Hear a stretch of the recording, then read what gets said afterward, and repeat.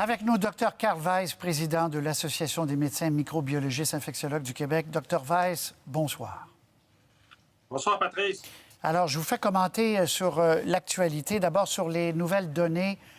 Aujourd'hui, on a vu que le taux de mortalité, le taux d'hospitalisation reste hospitalisation moins de 7 mortalité à peu près 1 parce qu'on a ajouté des gens.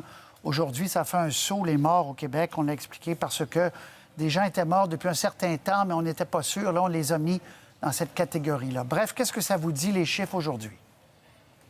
Ben, ça nous dit que c'est une maladie qui est sévère et qui est problématique parce que malheureusement, quand on a des morts, c'est jamais bien.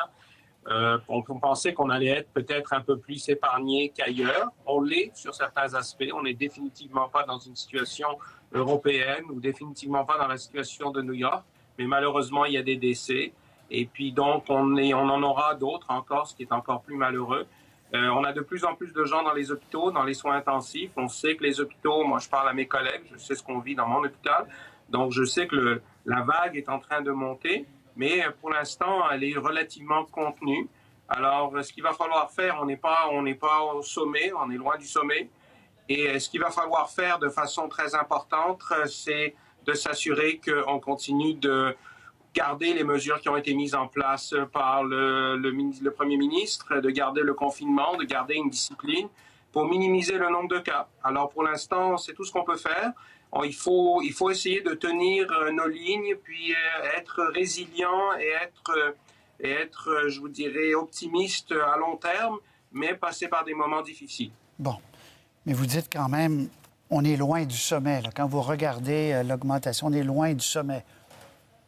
J'aimerais vous dire ça, qu'on est au sommet, mais on voit que le nombre de cas augmente. Ce qu'il faut faire attention avec les chiffres, c'est qu'on ne peut pas, sur une journée, décider. Puis vous avez vu, au Québec, une journée, ça va bien, une journée, ça a l'air d'aller moins bien.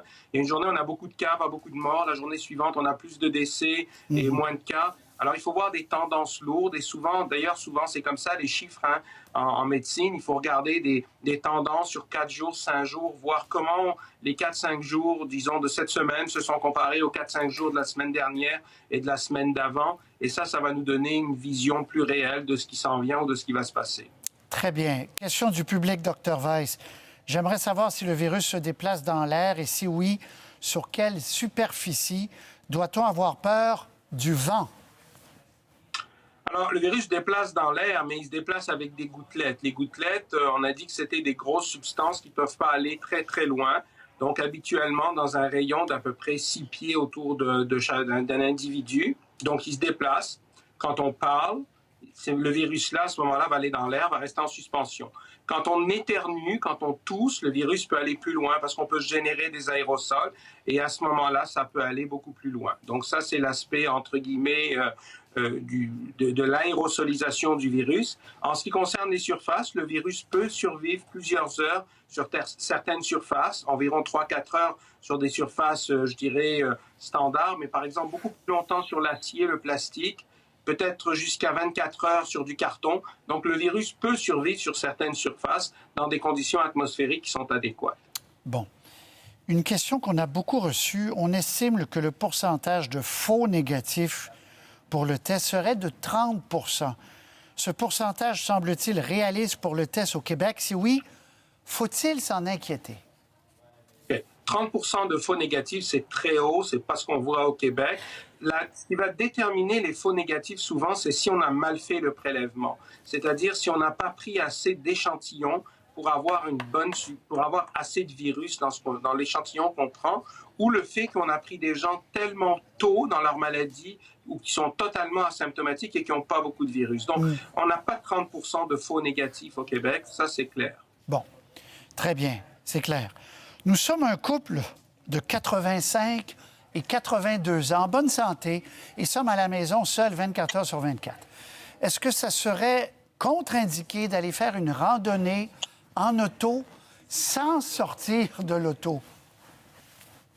Ben, écoutez, la bonne chose, c'est que vous êtes en santé. Alors, je vais vous dire de rester en santé et restez chez vous pour l'instant parce que, bon, dès qu'on fait n'importe quoi, vous sortez d'une auto, on ne vous le souhaite pas, mais vous avez un accident. Alors, qu'est-ce qui se passe? On vous transporte à l'hôpital, vous êtes à l'hôpital dans un environnement, il y a peut-être des cas de COVID autour de vous, il peut se passer toutes sortes de choses, vous avez une panne. Alors, pourquoi prendre des risques quand vous êtes chez vous, en confinement, et que vous êtes en bonne santé? On veut vous garder en bonne santé. Bon, voilà. Vous êtes sage, docteur. Est-ce que c'est vrai que la viande peut être contaminée si la personne qui l'a manipulée était contaminée? Ben, oui, mais ce serait quand même poussé à l'extrême. Il faudrait que la personne se mette volontairement à quasiment tousser, cracher, éternuer sur la viande et que donc à ce moment-là, que oui, il y aurait des virus sur la viande et que lorsque vous allez la manipuler relativement rapidement, que vous vous auto-contaminez. C'est ce qu'on appelle le transfert par contact direct ou indirect, mais ce serait quand même peu probable. Oui, il y a toutes sortes de scénarios. Les gens nous ont... Puis je ne vous donne pas les plus farfelus, là. Ne vous en faites pas. Mais il y a toutes sortes de scénarios que les gens ont beaucoup d'imagination. Il faut quand même le dire. Après, mais vous savez, je m'excuse, on a été confronté à beaucoup de sortes de scénarios dans notre vie de tous les jours aussi au niveau des hôpitaux et il a fallu résoudre ces problèmes-là et on n'a pas toujours les solutions. Oui, tout à fait. Après 14 jours, la personne n'est plus contagieuse. Donc, si tout le monde reste à la maison pendant 14 jours sans jamais sortir, nous devrions être corrects, demande Brigitte.